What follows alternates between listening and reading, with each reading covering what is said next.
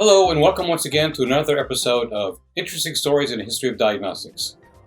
Today, believe it or not, I'm going to talk about The Biggest Loser TV show. Yes, believe it or not. Several years ago, in fact, all the way back in 2005, I founded a new company called Halteres Bioscience. And I was the CEO of the company for several years. We had a lot of fun developing new tests, one of which was a test to determine someone's absolute risk of developing type 2 diabetes over a 5-year period. We did that by combining 7 different biomarkers in human blood that we could put together into an algorithm to give a score, a number between 1 and 10. And that could be related to the absolute risk of developing type 2 diabetes. So there were a lot of interesting studies we were doing with it. And one of the people in our commercial organization suggested that I go make a visit to Southern California and visit an individual named Dr. Robert Huizinga. And he was the chief consultant to the show, The Biggest Loser. Went into his office in Beverly Hills, and we sat there and had a very good conversation about what we were doing and the show. And we talked about the possibility that we could take a look at the blood samples from the people on the show and see if we could determine metabolically what was going on. Many of you may not know what The Biggest Loser show is. I didn't at the time I was introduced to it.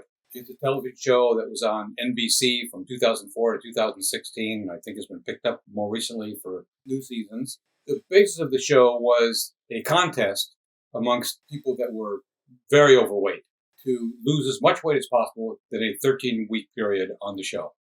They, in fact, were at a special ranch in order to be observed and monitored over the course of the show. And they went on these very extensive exercise regimens and had rules about how much water they should drink and how much they could eat.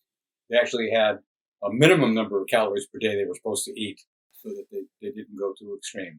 So over the course of those many weeks, many people were asked to leave the show, and they pared down the number of people to get to the point where they had the final winner, The Biggest Loser. So at the beginning of the show, it was very interesting that some of the people actually had type 2 diabetes. Many of the others were pre-diabetic. And we wanted to see what happened to their metabolism as time went on. These were all properly consented samples, and people were all blinded. I never knew who any of the people were. I just had a number. In fact, believe it or not, I've never actually seen the show, but I worked on 3 seasons worth in a manner like this with this research. I would get the samples once a week. Our laboratory would test them using our method.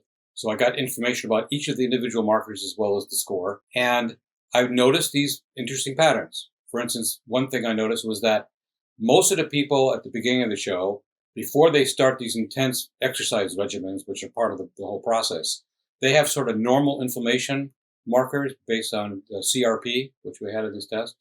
And within 2 weeks, they had a very sharp increase in CRP, and then it dropped again. Except some people. There were a couple of people who maintained their CRP higher.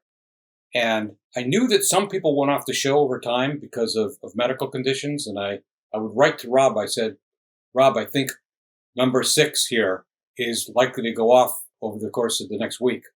And he said, okay, that's interesting. Then they did. And then I predicted it again each of the next 2 weeks. And finally he said, okay, what are you doing here? How are you figuring this out? And I explained to them, I'm seeing these changes in their blood. I could see the inflammation. I could see their A1C levels, hemoglobin A1C levels change dramatically. Some of the hormones, the adiponectin, and these patterns just came about. So it was a lot of fun to do that. But the other thing we were looking at, which I think is much more serious at this point, is what happens to these people who were diabetic, pre-diabetic over time. And these are extreme exercise programs, but at the end of the show, everybody that I had blood samples for actually was not diabetic or pre-diabetic by hemoglobin A1C or fasting glucose. And they even did oral glucose tolerance tests, and they looked normal based on that. That's remarkable. That was just a big surprise to us. There was a presentation that Rob gave at a meeting concerning this. I don't know if it ever became a full publication, but it was very, very interesting. You know, we just can't underestimate the impact that exercise can have on our health. And that really drove the point home to me. These people who seem to be so metabolically out of whack could come back into what appears to be a relatively healthy state based on our blood that by doing the right things. Perhaps not as extreme as it was on the show, but doing the right things over time clearly improves our metabolic status. Now, I know since we did this work more than a decade ago, a lot of work has been done by others, monitoring people on the show and controversy about whether their health is better or worse as a result of what they did, what they've gone through. Many of them took extremes and did not drink enough water, didn't eat enough food in order to make the weight requirements. So I didn't have any purview into that at all. All I can tell you is what I saw in the blood samples from people from 3 seasons over a decade ago. And from that point of view only, I can say they looked a lot better than when they started in terms of their metabolic status. The work with the Biggest Loser show was really very interesting to me. I had no idea that one's metabolism could change so rapidly, so quickly. For instance, the hemoglobin A1C levels in those people changed in a week by more than 1%. Now, those of you that are familiar with that, that's just unheard of typically. I mean, normally it takes about 90 days for the blood cells to turn over enough to actually see a change in the A1C levels. But these people were turning their blood cells over very quickly with that extensive exercise. And the fact that they went from being highly abnormal metabolically to what looked like, from the point of view of just looking at the blood, rather healthy. So since then, I have never underestimated the importance of exercise in my own health and that of others. So thanks once again for watching this episode of Interesting Stories in a History of Diagnostics. This is Mickey Urdea for Halteres Associates. Thanks very much, and I'll see you next time.